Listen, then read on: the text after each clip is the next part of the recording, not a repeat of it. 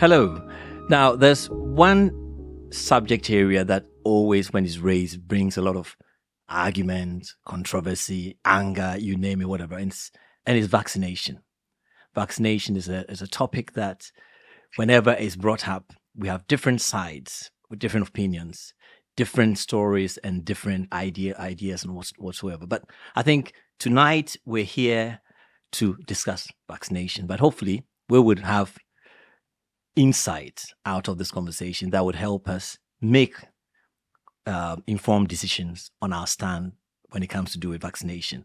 And I'm so excited to have me here, healthcare professionals. So we're not getting people who have no understanding of what this conversation is about, but we've got healthcare professionals who would sort of guide us through this whole thing about vaccination. And hopefully, by the end of this conversation, we would have broken certain myths, changed mindsets, and also given us a better understanding in order to help us protect ourselves and protect our community. And to start off, I say, welcome, guys, for joining us on this special conversation. And I think to introduce from my extreme left, I have Abby, and then followed by Priscilla, Logan, and probably, yeah, that's right. That's correct. So thank you guys for joining us. But I think before we dive into this afternoon or this evening's conversation, we would want to hear just a word or two about who you are and what authority you have to be around this table to share in this sensitive conversation on vaccination. I'll explain why I say sensitive as we go along. In terms of why we talk about vaccination sensitive, it's very sensitive when it comes to this conversation. But Abby, just give us a word about. Thank you. Yes, it's a pleasure to be here to speak with my colleagues. My role is a clinical lead for vaccinations for Kent and Medway, and I also support the Southeast region for NHS England with the vaccination program. So hopefully I can bring some of that experience to the table here and be a part of what is hopefully going to be a very good conversation. Fantastic, Abby. And Priscilla? Yes, I'm Priscilla Kankam, and I'm the Senior Responsible Officer for the vaccination program for Kent and Medway area, which covers about just under 2 million residents. I'm also a clinical pharmacist by background, so I think as a healthcare professional, I'm able to engage and have those conversations, bring some insights into the discussion. Yeah. Logan? So I'm Dr. Logan Manakam. I'm a public health consultant in Medway Council, but also a acute medical doctor in Medway Hospital. So I'm not technically leading the vaccination program in Kent and Medway, so I support really in sort of some of the implementation drives for improving vaccine uptake in Medway Council and its residents. But I've also really been closely involved in seeing a lot of patients, really during waves 1, 2, and 3, pre-vaccination program and post-vaccination program, particularly in A&E in the front line. So a lot of lived experiences about that. Excellent. And Prabha? Hi, I'm Prabha Vijayakumar, Head of Vaccination Workforce and Equalities for NHS England, and I look after the Southeast region, and Kent and Medway is one of our system. And I'm an occupational therapist by background, and one of my main role as Head of Vaccination Workforce and Equality is to ensure that inequality in terms of vaccination provided to everybody, to reduce that and make sure no one is left behind and everybody is vaccinated. So it looks as if I intentionally picked Prabha to give us a last word here, because I'm sure you're all wondering, we've got a very diverse panel here from the ethnic community represented in the United Kingdom. It's intentional, because this conversation about vaccination is one thing that affects us as a community so much. And I think that's why we decided to have a conversation with healthcare professionals from within our community to come and share their experience and also to help us understand what this whole conversation about vaccination, what it's about. So yes, ladies and gentlemen, thank you so much for joining us on this panel. Now, I think many conversations like this start off from midway, where we start talking about how fast the vaccine is connecting and all that sort of stuff. But I think let's go to the basics. Can any of you on this panel tell me what vaccination is all about? Maybe the pharmacists and the clinical people will help kickstart that. But yeah, anybody, we can all share. Yeah. I mean, I'm happy to start, but I'm sure my colleagues will have plenty to add. ultimately, vaccinations are there to help prevent serious illness and disease. And I know that this conversation is perhaps centered around the COVID vaccination drive, but vaccinations are not a new thing at all. You go as far back as things like the smallpox vaccine, to chickenpox, to polio, and to the early childhood vaccinations, measles, mumps, rubella, and that type of thing. So ultimately, vaccinations are there to help reduce the incidence of serious illness. They're not foolproof, so vaccinations are not absolute, but they're there to hopefully reduce the incidence of disease and increase the health of the population. I think adding on to what Abby says, Yeah. I think I know this conversation is focused on COVID, but even in the current climate where there's current issues on migrants coming through the channel, the issue of diphtheria in this unvaccinated population, vaccination or high rates of diphtheria vaccination in our UK population has been able to prevent serious illness or diphtheria actually coming across. So it's definitely a very key part in sort of protecting the health of the wider public. I would just want to ask the question probably for yourself, probably because you're from the EDI or sort of background. But the question is that, as Abby mentioned, vaccination has been there for years and years and years, but suddenly we're seeing that there's been disparity when it comes to uptake of vaccination, and people will be asking, why now? What's the big deal? Why are we now focusing on this conversation because of COVID? Now, from your outfit, obviously, from an EDI point of view, what's been your observation, and what do you think is so important for us to take action now? Absolutely, and I think COVID has thrown a light. I don't think the disparity have just started now or just begun now, and I think we just probably didn't know there was some disparity or how much the disparity was. COVID is almost a blessing in disguise that it has shown light on what is disparity in terms of healthcare outcomes, and certainly there are certain ethnic community groups have got far more inequality or the gap in terms of vaccination uptake, and therefore the impact of the health outcomes are quite large. I'm not exactly sure right now the exact percentage, but over the course of 2 years of the COVID vaccination program, we have seen about 10 to 20% of difference in terms of the uptake when compared to the white British, to our ethnic community background. So that's the major kind of disparity. And as kind of colleagues said, it is important because it has got quite a lot of bearing on long-term impacts, and not just for oneself, but for their family and friends as well. So therefore, it is quite important for us to have a look at reducing the disparity. Right, and I think, Dr. Logan, you're public health consultant, so which means, from my layman understanding, which means you're in the community, you're seeing the impact of communities that are not taking vaccinations. Would you like to share your experience from that?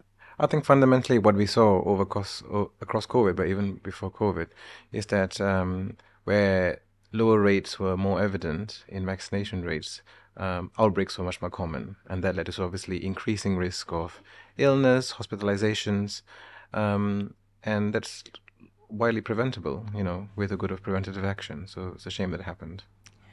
I just want to add that I think it's quite obvious now, because during the COVID program, we collected real-time data, so we were able to tell straight away where our gaps were, whereas in the past what we have done is done retrospective reviews and understood where the gaps were. But the real-time data gave us the opportunity to really drill down into the different communities to really understand what was going on. And I think that's why this conversation is so important, because we know, compared to our white British colleagues, the uptake in the Black ethnic minority group, the Black Africans, Black Caribbeans, is quite low. Right. Now, I think let's sort of take a step back again and then look at the vaccine, because I think that's probably where the concern is as to how do we make vaccines? How do vaccines come about? People are talking about using animals or, pigs and things like, which obviously is goes against some other people's beliefs and religions and cultures and things like that. Can you throw any light, I mean, any of you, as to how these vaccines are developed or created? Yeah, I mean, I can start, and Yeah. I'm sure colleagues will add to the conversation. The development of vaccines is varied. Some of the things you referred to there around using egg cultures, using animal sort of pigs to create vaccines.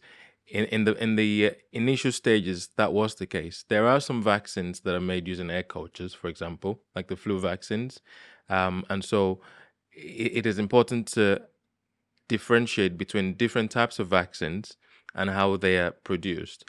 And if we bring the conversation back to COVID, I think one of the main flashpoints has been around the mRNA vaccines. It's not something that people have heard of before, and then that leads us down the path of myth, and what the vaccine can do. But vaccines are made by scientists, and this process is rigorous. There are several phased trials that have to take place. These vaccines have to be approved by the regulatory authorities in the nations in which they're produced. So I think it's what I'm trying to say is to add some confidence to the conversation around vaccine manufacture. It's a very stringent process, and I'm sure we'll come to sort of the myths in a bit as well. That's right. And I think the points that you're talking about, it's a rigorous process. It goes through a lot of trials and tests and all that, has become one of the major points that members of our community are holding on to say, how genuine is this current COVID vaccine and things like that? Because people are saying, how could you develop a vaccine within a year when we still have sickle cell that we haven't found a vaccine for? We have other conditions that we're still struggling to find cure and stuff like that for. What sort of, how would you shed light on I think the important thing to remember is that the coronavirus is not a new virus. We have other coronaviruses, which have been have allowed scientists to develop the vaccines quicker than you would normally have. The other thing, if you think about COVID and when the pandemic began, is it became a global priority. And so recruiting patients, one of the challenges, one of the delays in drug manufacture or vaccine manufacture is in getting people to join the trials. So that takes a while. But with COVID, people presented themselves much more readily than in previous iterations of vaccine manufacture. So putting all of those things together, and the fact that the mRNA technology that was used in developing some of the COVID vaccines was already available. So if you add all of those things together, you get the speed. And there was a lot of finance poured into it as well, because we had to do something. We were going into a state of lockdown. Economies were struggling, and there are all these other factors that created the speed and the rapidity with which vaccines were manufactured. But none of that took away the quality. Right. If you see what I mean. Yeah. I'd still like to always throw back, because you're the EDI person that would be looking at how to make sure that there is inclusivity in everything that we do. Now, Abby's just mentioned about how people presented themselves to be tested. And I think one of the conversations within our community, which we know and we laugh about, is we know we never presented ourselves to be tested. You understand? So how do we then justify to this community that is hesitant that we know you didn't present yourself, but you're also covered? Yeah. And now if you say with your work as an EDI person, you need to make sure that there is inclusion. How has that impacted on your work? And I think it's sometimes you just need to listen and engage people, not necessarily to promote the vaccination, but first of all to listen what their queries are or issues are, why they are not coming. And sometimes it could be genuinely the access problem. People are really working long hours. They don't get to go to the vaccination center or to the GPs during the days, in which case you need to promote, access, or you might need to take the vaccination to them, having a pop-up clinic or something like that. And sometimes really, different languages would be in, different communities speak different languages. They don't understand the message. So it could be just purely a language barrier. And sometimes it's just the belief system, depending on the community, depending on the religion, depending on the culture. So it's really trying to understand and having that conversation and providing the information so that people can have a informed decision to take the vaccination or not. It's not about blaming. It's not about forcing your opinion on others. It's more important to talk through, engage, and listen to people what the issues are to start with. Right. That's what I would say to start with. Which then moves me to Priscilla, obviously, because that's your patch, making sure that the dissemination and availability of the vaccine and all that sort of stuff. Now, with the concerns that perhaps just raised, and we all being aware of how the community perceived this whole vaccine, how was your outfit? How are you positioning yourself to be at the doorstep of these communities? Yeah, so right at the beginning of the program, the approach was to vaccinate en masse, so to get the vaccine out to as many people. Therefore, we created large vaccination centers. We got our general GPs involved in vaccinating, and to get as many people vaccinated as possible. The next step of our approach is taking the vaccine out to individuals who haven't come forward. So Prabha touched on the fact that we're doing pop-ins, pop-up clinics, we're doing walk-in, offering walk-in services so people can come in and have that done. I think it's absolutely important that we've done the hard work in vaccinating the mass. We need individuals to come forward to have the rest of the population to come forward. And so we are creating more access points, and the access points is flexible enough to cover, early morning clinics, late evenings, weekend appointments. So people who have busy lives can try and find a clinic to fit in. Also, we're using the data to drive this. Where we know we've got low uptake, we are taking the vaccine to those low uptake. And with that, we are providing services to address hesitancy. So there will be people around to talk to people about what are your concerns, why don't you want to cover, what can we do to support you to have your vaccine. So on an operational level, we are doing a lot of work. And I think Prabha touched on the fact it's not about forcing people to have the vaccine.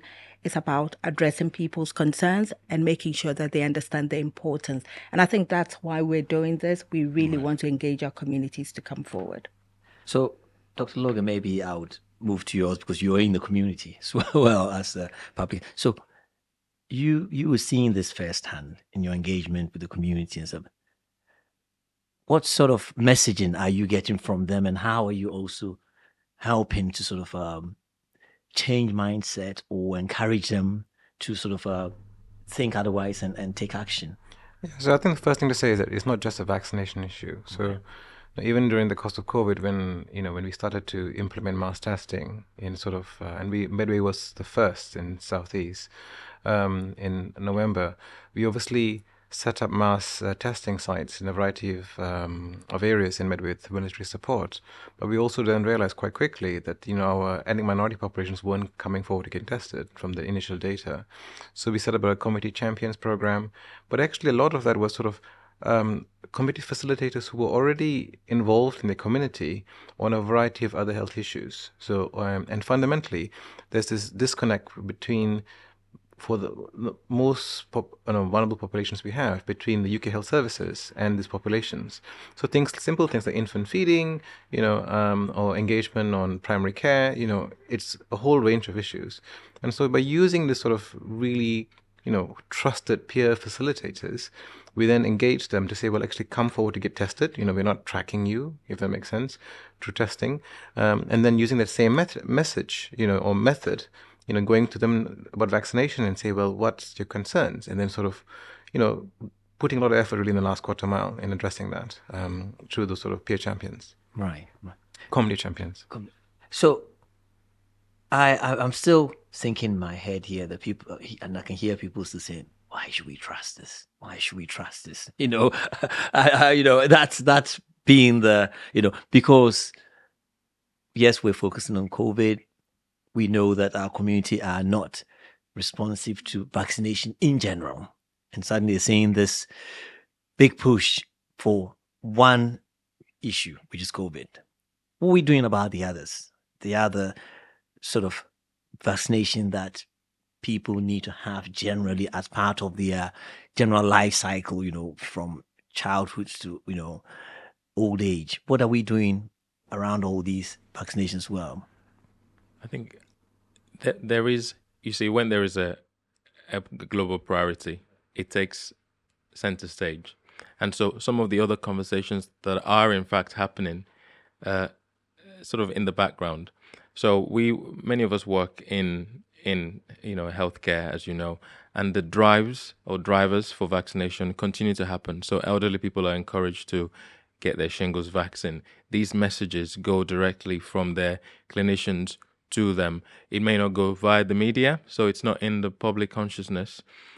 Children or babies, when they're born, are looked after by midwives.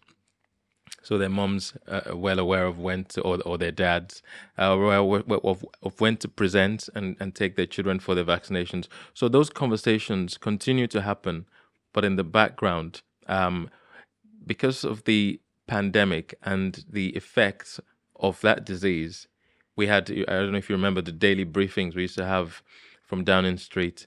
We never had that for any other vaccine because we didn't quite get to that pandemic stage. So I think that's the only difference. It isn't more important than the other vaccinations, but those conversations are more directed to the patients from their clinicians rather than on public forums like this one.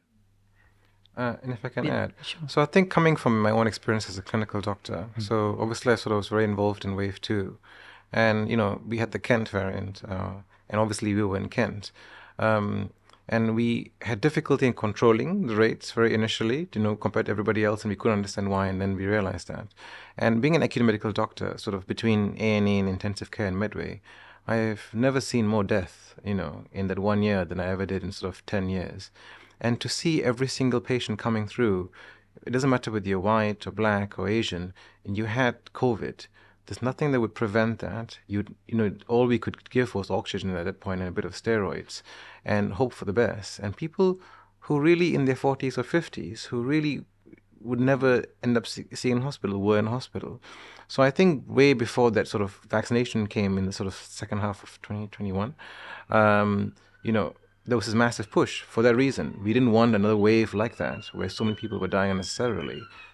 Okay, so I think now let's turn our attention to the myths around this vaccination. We've had people out there sharing information, and for some strange reason, their voices seem to be louder than the voices of the professionals.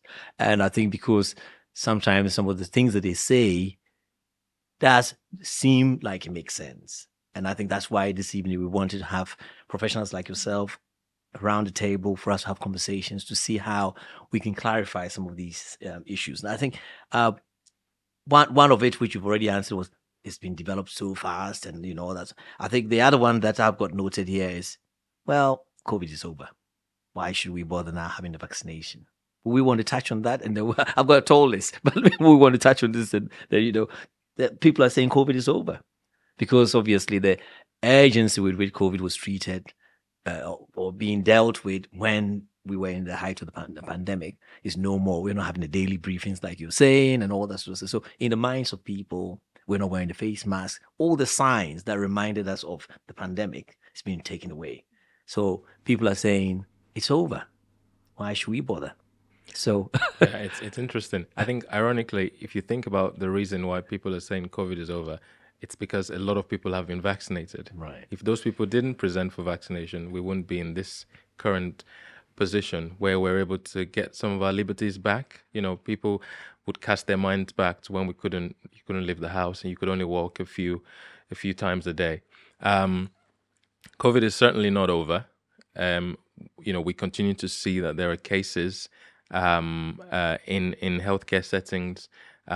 There are many people who have long COVID who continue to struggle with the challenges of that disease. Many of who are young people. So because the daily briefings aren't happening and people, we can move about without wearing masks and so on, it's absolutely not an indication that it's over. We're certainly in a better place, but we would regress if we don't keep up with vaccinations. So I think it's important to say that. And also, it's just to reflect on the fact that because people are vaccinated, when they do get COVID, the illness is mild. And so the COVID is still circulating, but we're not picking up the high mortality we had at the beginning of the pandemic. And so there's the assumption that, and people are not being tested as much as we tested at the beginning. So we know that it's still circulating in the system, but because Abby's just said, because of the high vaccination rate, we are benefiting from the low mortality we're seeing now and the low kind of illness rates. You want to touch on? No, just adding. I'm just confirming what everyone said. Well, I want to also then add the next one with another big one is fertility. So a lot of younger women are saying that, hang on a second, let's hold off on that. We're not sure about fertility. Some are claiming they know people within their network who have been affected.